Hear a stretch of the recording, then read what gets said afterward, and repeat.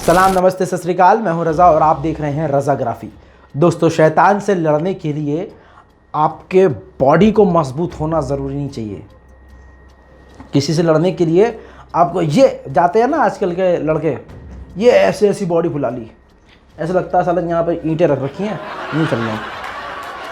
अच्छा जी, ये इतनी लंबी लंबी इतनी चौड़ी चौड़ी जांघें कर रखी हैं, यहाँ पर इतने सारे एब्स। भाई हमारे अंदर भी है, लेकिन बहुत सारे ऐब हैं, सबके अंदर ऐब हैं।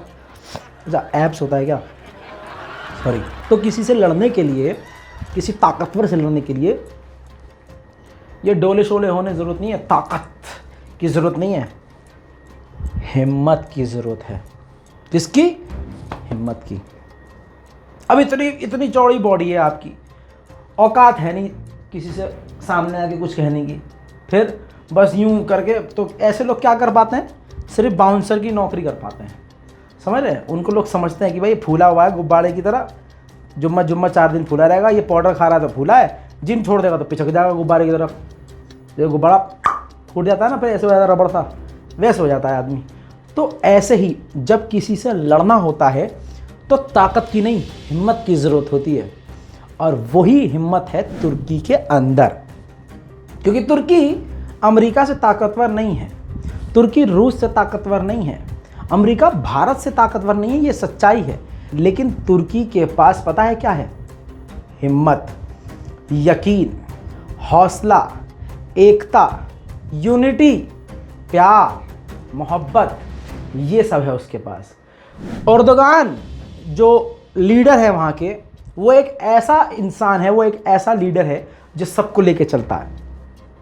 और तुर्की बहुत कम वक्त में इतना मजबूत हुआ ही इसलिए है क्योंकि वहाँ पर एकता है, यूनिटी है, सबको साथ ले। ये नहीं कि हम तू शिया है, तू सुन्नी है, तू वहाबी है, तू देवबंदी है, चल तू तो काफिर है। नहीं,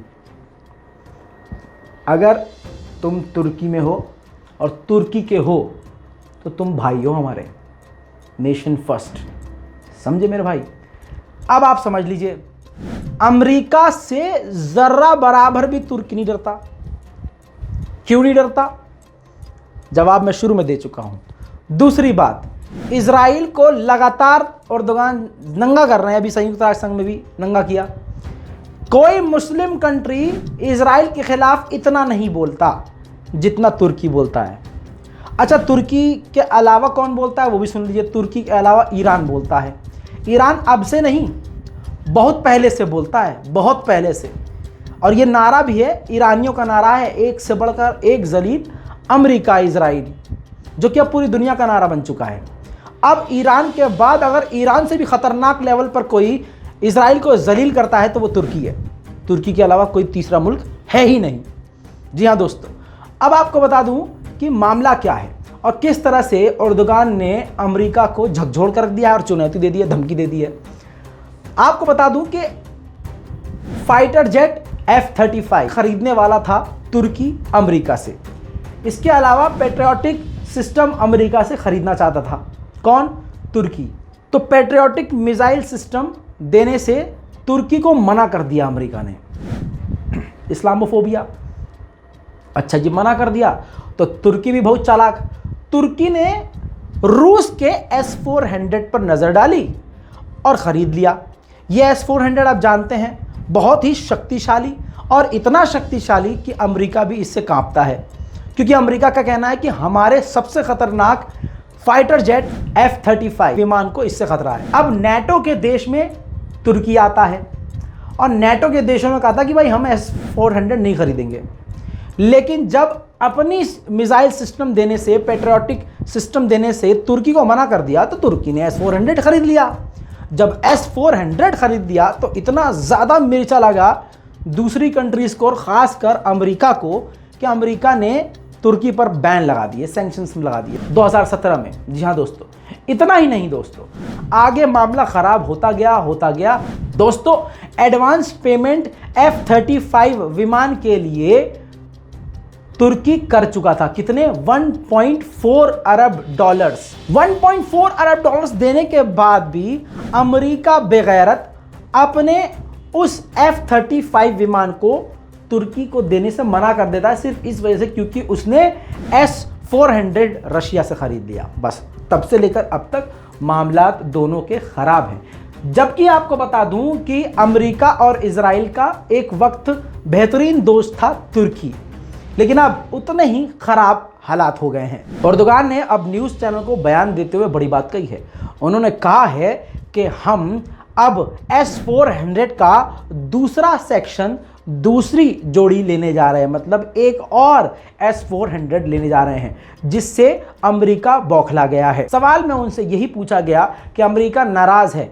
सवाल पूरा होने से पहले ही एर्दोगान ने कहा कि हमें मालूम है कि अमेरिका इस बात से नाराज है, लेकिन उससे हमें फ़र्क नहीं पड़ता। एर्दोगान ने आगे ये कहा कि अमेरिका को ये सोचना चाहिए कि कोई ऐरा गैरा मुल्क नहीं है, हम कोई कमज़ोर कौम, कमज़ोर देश नहीं है, हम तुर्क हैं, हम तुर्की हैं और हम हर तरह से मजबूत हैं।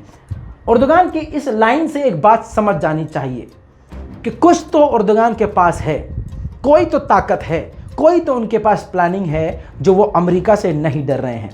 बहरहाल अब मेन बात यह है कि S-400 का दूसरा सेक्शन भी खरीदने जा रहे हैं। एक और S-400 एडवांस S-400 रूस से खरीदने जा रहे हैं और अमेरिका को धमका करके खरीदने जा रहे हैं, अमेरिका का नाम लेके कि हम खरीदेंगे, जो करना है कर लो। इतना ही नहीं, उन्होंने ये भी क्लियर कर दिया एर्दोगान ने कि आगे आने वाले 27 तारीख को वो रूस के प्रेसिडेंट से मुलाकात करेंगे, व्लादिमीर पुतिन से मुलाकात करेंगे।